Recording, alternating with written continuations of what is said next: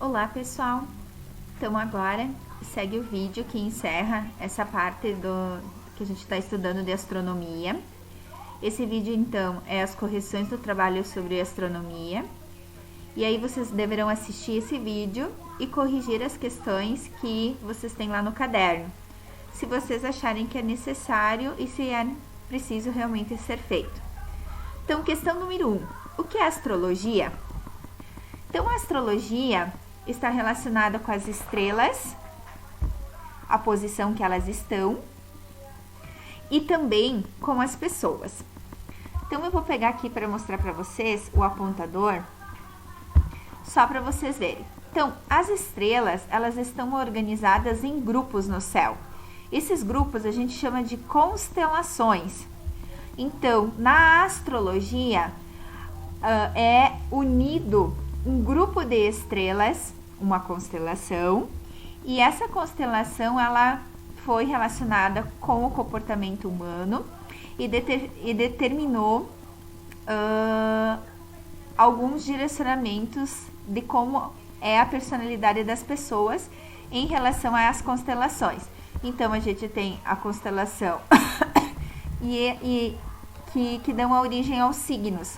Então a gente tem a constelação relacionada ao signo de Touro, ao signo de Áries, e assim a todos os signos que vocês conhecem, tá? Mas o que é a astrologia, então?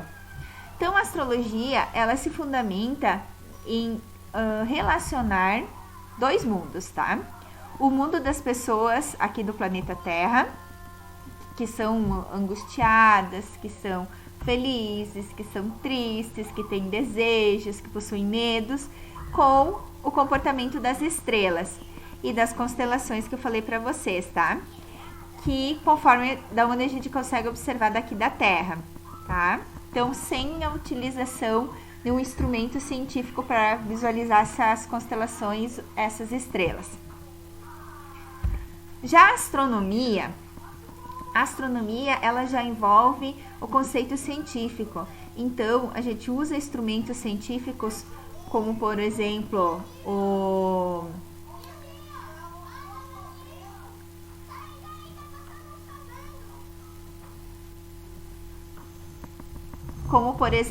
instrumento óptico, que a gente consegue visualizar então as estrelas, tá? A gente direciona isso para o céu e visualiza as estrelas. Principalmente a gente utiliza durante a noite em locais com pouca iluminação artificial, que são onde tem os grupos de estudos, os órgãos de estudos que tem os grandes instrumentos ópticos, que a gente chama então as instituições de pesquisa.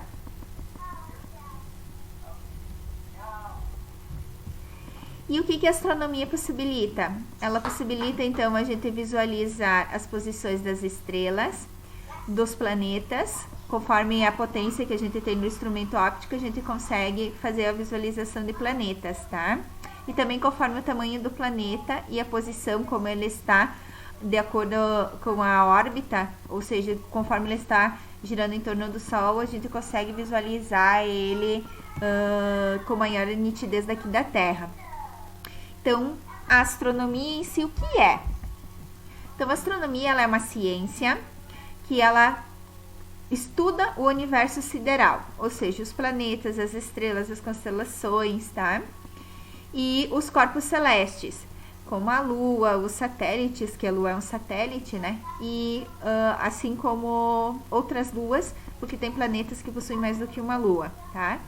Com o fim de quê? De a gente situar onde eles estão, a questão de posição e de tempo, que é a relação com a rotação em torno do Sol, e também explicar a origem desses planetas, inclusive a origem do nosso próprio planeta e de como é o seu movimento. E também procura explicar como um dia pode vir a nosso sistema solar ser extinguido. Pergunta número 3. Quais as diferenças entre astrologia e astronomia? Então, a astrologia, ela considera o sentimento das pessoas e relaciona com as estrelas, os planetas e as constelações. Então, a observação do céu e a relação com o sentimento das pessoas. Já a astronomia, ela é uma ciência que ela estuda o universo de modo científico. O comportamento das estrelas, o seu tamanho, a composição química, a movimentação, tipo de materiais que possuem na sua constituição física, distância entre o Sol, entre outros planetas e assim por diante. Questão 4. Como se movem os planetas? A Lua, o Sol e as outras estrelas do céu. Então, os planetas, eles giram em torno de si mesmos e ao redor do Sol na forma de órbitas. Então, aqui a gente tem Mercúrio, que tem um eixo de 90 graus, que faz o giro. Aqui nós temos Vênus, aqui nós temos Terra. Terra, ela tem seu eixo levemente inclinado, em torno de 23 graus, e ela faz esse movimento de rotação em torno de si mesma. E aí, Marte, Júpiter, Saturno, Urano e Netuno, tá? Como vocês viram, a gente tem os 8 planetas e como eles fazem essa rotação em torno deles mesmos. E como eu falei para vocês, os planetas também fazem a rotação em torno do Sol, que a gente chama de translação.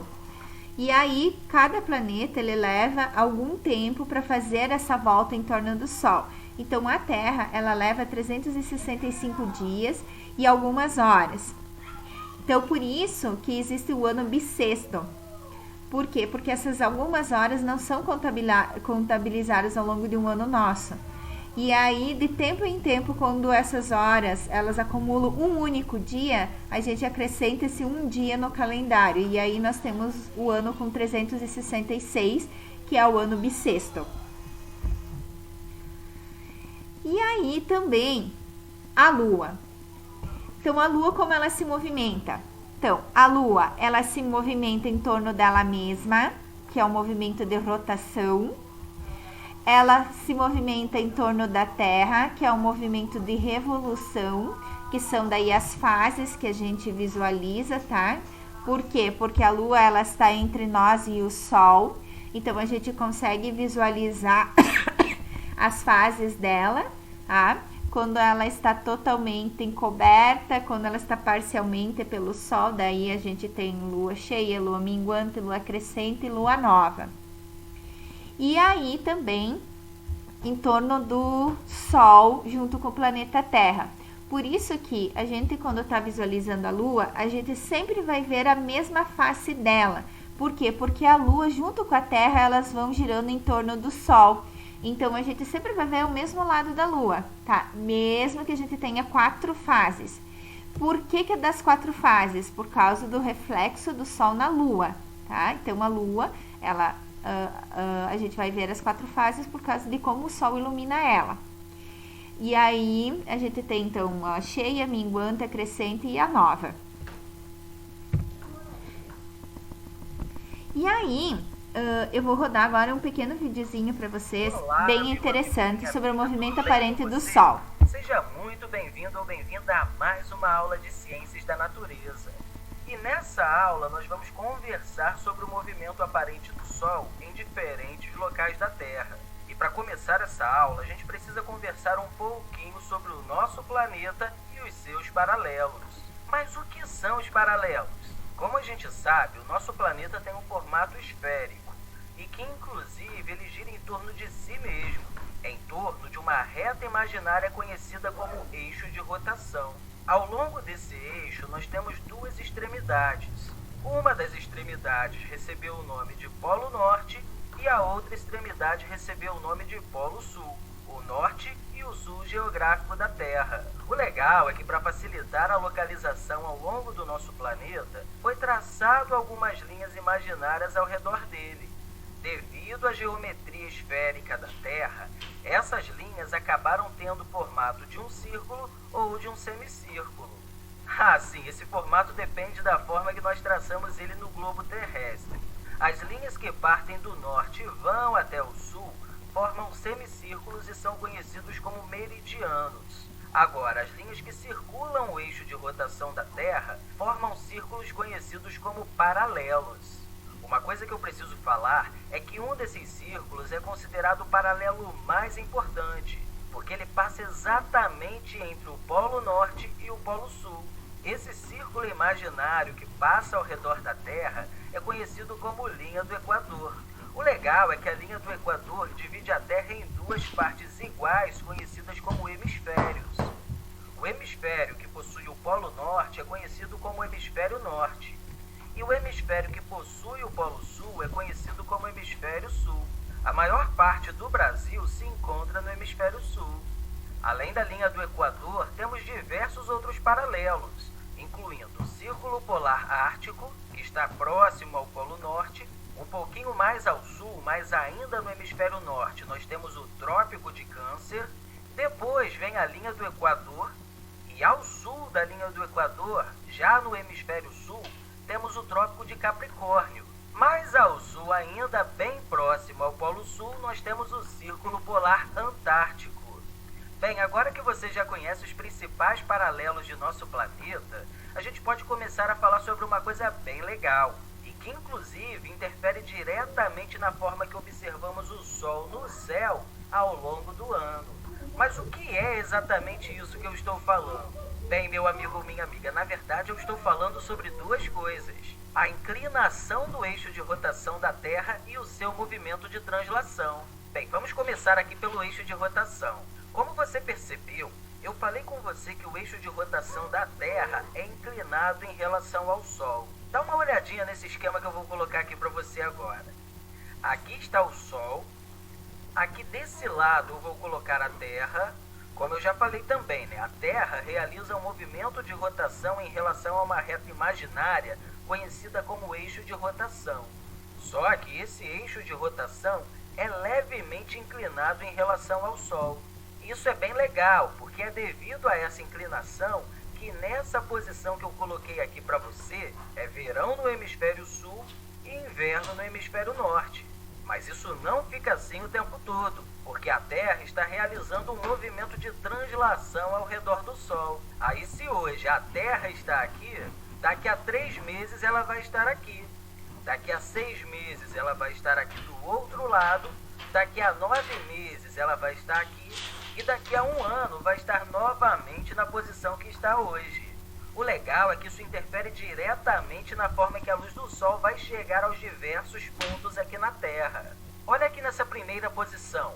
Ao longo do dia, a luz que vem diretamente do Sol passa exatamente sobre o Trópico de Capricórnio enquanto a Terra está realizando a rotação. Ou seja, para alguém que está aqui na Terra, vê o Sol passando sobre o Trópico de Capricórnio. O legal é que nesse dia temos o que chamamos de solstício. E esse ponto marca o início do verão no Hemisfério Sul e o início do inverno no Hemisfério Norte. Olha agora aqui, meu amigo ou minha amiga, nessa outra posição. Aqui, ao longo do dia, a luz que vem diretamente do Sol passa exatamente sobre a linha do Equador. Ou seja, para alguém que está aqui na Terra, vê o Sol passando sobre a linha do Equador. Nesse dia, temos o equinócio e esse ponto marca o início do outono no Hemisfério Sul e o início da primavera no Hemisfério Norte. Agora, quando a Terra está aqui nessa outra posição, a luz que vem diretamente do Sol está passando exatamente sobre o Trópico de Câncer. Ou seja, para alguém que está aqui na Terra, vê o Sol passando sobre o Trópico de Câncer. No dia que isso acontece, também temos um solstício. Só que esse marca o início do inverno no Hemisfério Sul e o início do verão no Hemisfério Norte. Agora, aqui nessa outra posição, ao longo do dia, a luz que vem diretamente do Sol passa exatamente sobre a linha do Equador. Isso já aconteceu antes, não foi? Então, está acontecendo aqui novamente. Assim, para alguém que está aqui na Terra, vê o Sol passando sobre a linha do Equador. Nesse dia, temos um outro equinócio. Só que esse equinócio vai marcar o início da primavera no Hemisfério Sul e o início do outono no Hemisfério Norte. Aí quando o Sol chega novamente aqui nessa outra posição, temos um outro solstício que vai marcar o início do verão no hemisfério sul e o início do inverno no hemisfério norte. Aí o ciclo se reinicia novamente, e aí todos os anos temos a mesma coisa acontecendo. Bem, eu falei isso com você para que você entenda o que está acontecendo, mas o legal mesmo é ver como observamos o Sol em nosso céu visível ao longo de um ano. E é legal ver isso de diferentes pontos aqui da Terra. E aproveitando essa ideia, eu quero te fazer uma pergunta. Como você acha que tudo isso interfere na forma que observamos o Sol aqui na Terra ao longo de um ano? Tente imaginar isso um pouquinho e tente até mesmo relacionar isso tudo que eu conversei aqui com você com o movimento aparente do Sol visto por você ao longo de um ano. Aproveitando esse momento que eu deixei essa pergunta aqui para você, eu também quero deixar um abraço e dizer que te encontro na próxima.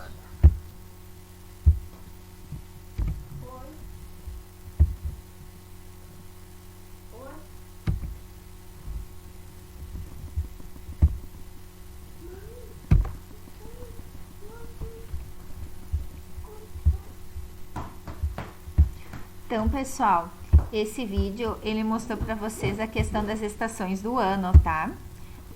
Então, nós temos agora a questão número 5. O movimento do nosso planeta, da Lua, do Sol pode afetar nossa vida? Sim.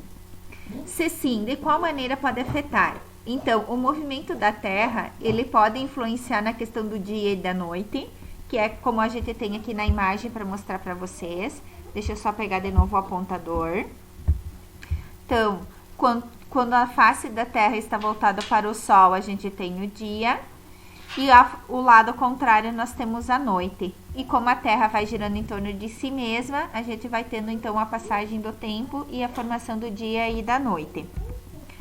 Então, o movimento da Lua, ele vai causar o quê? Influência nas marés, tá? Então, quando a gente tem a face da Lua no lado oposto ao Sol, a gente vai ter o que? A maré alta, tá? E quando a Lua ela está na face abaixo da questão da iluminação do Sol, lembre que sempre a Lua está entre a Terra e o Sol, tá? Que seria daí a Lua minguante e a Lua crescente, a gente vai ter as marés baixas. Então, lua cheia, lua nova, as marés altas, e a lua crescente e minguante, as marés baixas. Isso sempre a relação do planeta, sempre a relação com o Sol, a Lua e o planeta.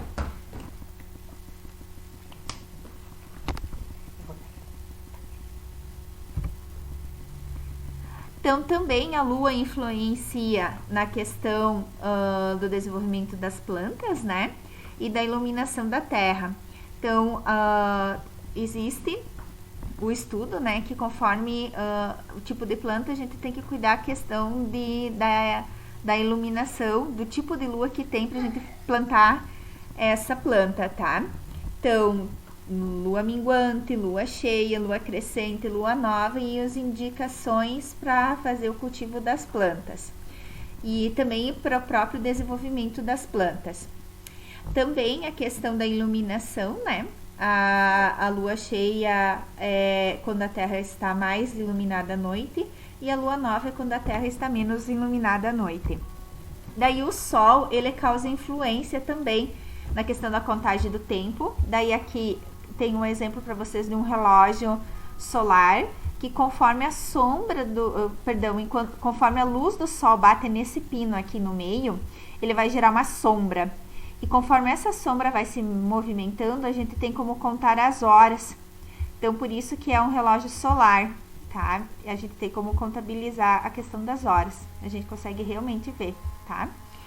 E também a questão dos dias e da noite, né? Então, a relação do movimento da rotação da Terra e a rotação do Sol. Então, a gente tem a contagem dos dias e das noites. Das estações do ano, que vocês viram que são os equinócios e os solstícios. Também outra coisa importante é a questão aqui dos equinócios e dos solstícios, que eu falei para vocês que são as estações.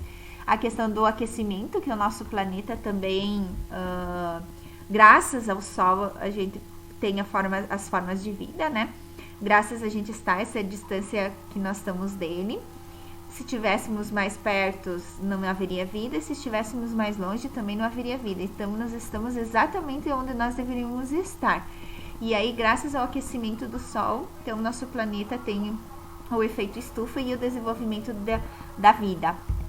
E também, falando em vida, a forma de vida que mais necessita do Sol, dentre todas as que necessitam, é as plantas, né, que fazem a fotossíntese, que é o que desenvolve a questão da produção de oxigênio e de água, né?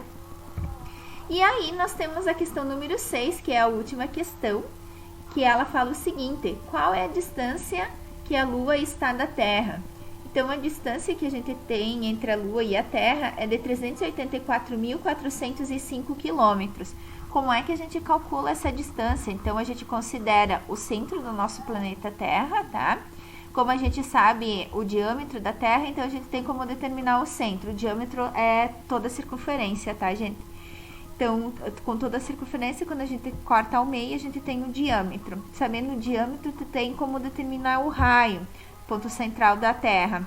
E aí, do centro da Terra, a gente faz uma projeção de... isso com raios de luz até em direção à Lua, e aí a gente consegue determinar qual é essa distância, tá? E aí até o centro da Lua, então nós temos a distância de 384.405 quilômetros. Essa é a distância exata. Então, gente, se vocês tiverem alguma dúvida, alguma coisa, vocês podem me pedir lá no grupo ou no privado. E esse é o nosso último conteúdo da fase 2 de Física sobre Astronomia. Um conteúdo maravilhoso que eu adoro trabalhar e é muito, muito, muito encantador. Foi uma das coisas que me atraiu a estudar ciência. Então, bons estudos, caprichem que nós vamos para a fase 3.